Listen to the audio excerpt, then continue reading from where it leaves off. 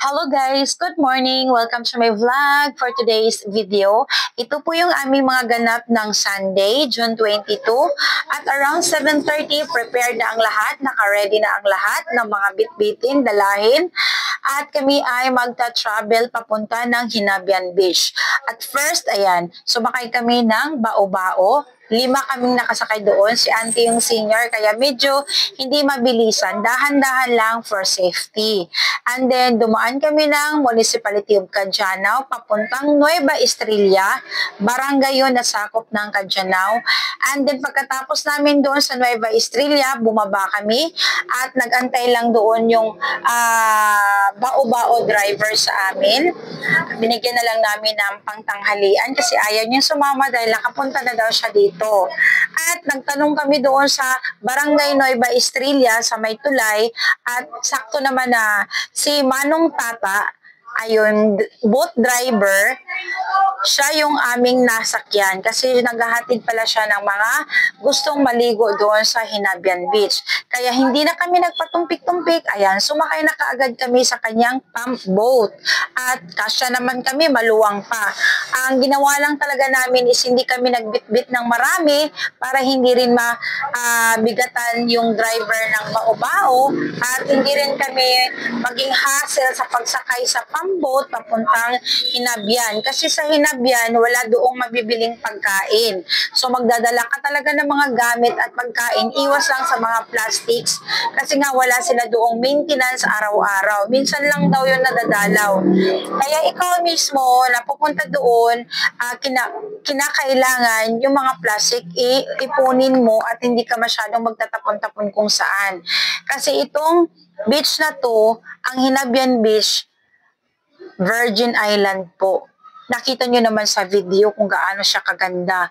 Nung silayan namin siya, pag daong ng aming pump boat, gusto na namin kaagad tumalon at pagulong-gulong dito sa beach na to. Dahil malayo pa lang matatanaw mo na talaga yung ang ganda ng kanyang sand at matatawag mo nga yung sandbar niya. Grabe, ang taas, ang lawak, pwede kang magpagulong-gulong. Kaya yung mga dalaga na kasama namin, yung mga anak ko, nako, nag-enjoy talaga sila dyan sa pictorial at ako naman lalo, nag-enjoy naman.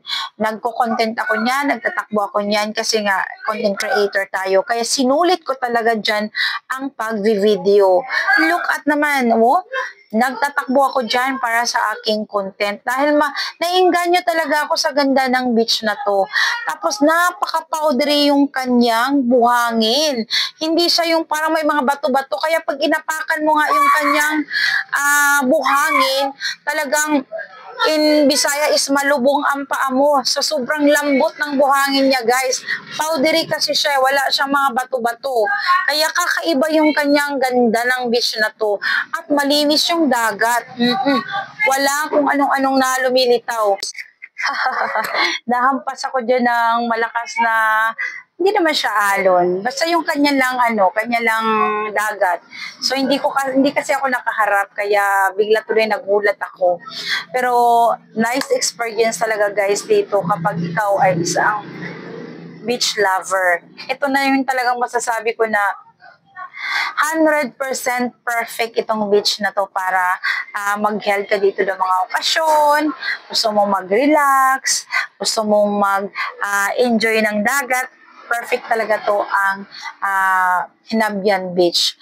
At tingnan mo naman guys, habang kami ay nagre-ready na ng pauwi, matagal pa din kami nakasakay. Ako pa din malayo kasi nga nagbi-video pa rin ako ng ayan o, tingnan nyo guys, nakikita nyo ba yan? Grabe ang ano talaga ng dagat niya. Tapos turquoise yung kulay. Tapos powdery yung kanyang yung kanyang buhangin. So pwedeng pagulong-gulong ka dyan hanggang gusto mo eh. Talagang hindi ka magsasawa. Talagang na-inlove talaga ako sa Hinabian Beach, promise. Tapos, sa likod pala niyan, guys, yun yung tubig na galing talaga sa dam. So, yung mga anak ko, dun talaga sila muna nauna. Nag-pictorial, nag-video, nag-swimming, pati si auntie. At ako ay humabol nga doon at naka-attire ako ng akin naman pang swimming. At syempre, hindi ako magpapahuli. Doon din ako nag-video sa aking sarili. May picture, may video, nagsasayaw for my content. tent, talagang sinulit ko kasi nga malayo to eh. Minsan ka lang makakarating dito tapos ilang sakay, o di ba? Tapos, syempre mainit pa kasi nga magsa-swimming kayo. Eh, paano malalaman na nag-swimming kayo kung maputi ka pa rin? Syempre, talagang mag-dark yung kulay mo. At malas naman namin dahil hindi nga kami nakadala ng sunblock lotion, sunscreen lang sa mukha.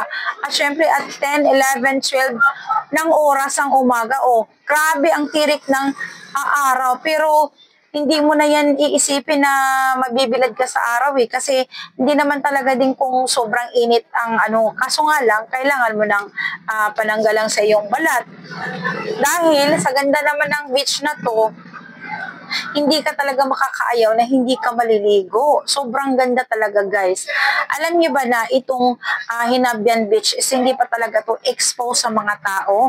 Hindi pa to nadidiscover. May pumupunta daw dito pero iilan-ilan lang. Si Manong Tata kasi matagal na. 10 years na daw siya naghati dito ng mga guests or yung mga naliligo. Pero hindi palagi. Oo. Kasi nga, medyo sadyain talaga to, medyo, kumbaga, hindi to na-discover ng karamihan.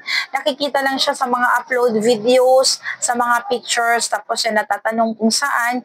Yung mahilig talaga, beach lover talaga, mahilig sa swimming, ayan, pupuntahan niya talaga to. Katulad ko, di ba? Pinuntahan ko talaga kasi nakita ko na to sa video, na super ganda talaga. Kaya, hindi na ako nag-alinlangan na pumunta dito, guys.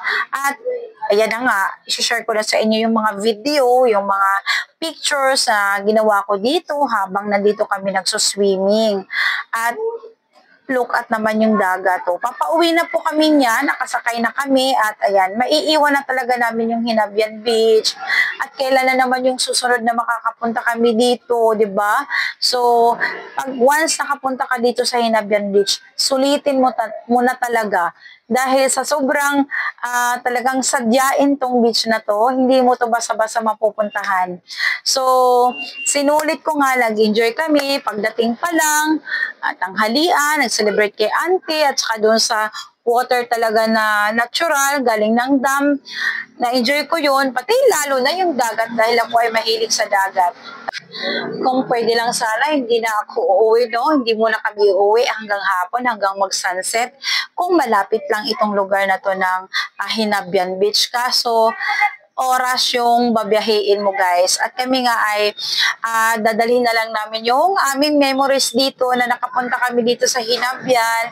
At sa lahat ng napuntahan ko, ito yung the best beach, Virgin Island, at maganda yung memory ko dito dahil kasama ko rin yung auntie ko na nag-celebrate ang birthday at lalo na yung mga anak ko. Insert na lang, Papa. Baka sa sunod makakapunta tayo dito pag may sponsor, di ba? So, ngayon talaga napuntahan ko na siya personal. Hindi lang sa video ko nakikita. At ako na may mag-share sa inyo ng experience. Hindi ko talaga ito makakalimutan dahil super ganda ng beach. Naway nagustuhan ninyo, guys, ang aking vlog. Thank you for watching and don't forget to share my video. Bye everyone!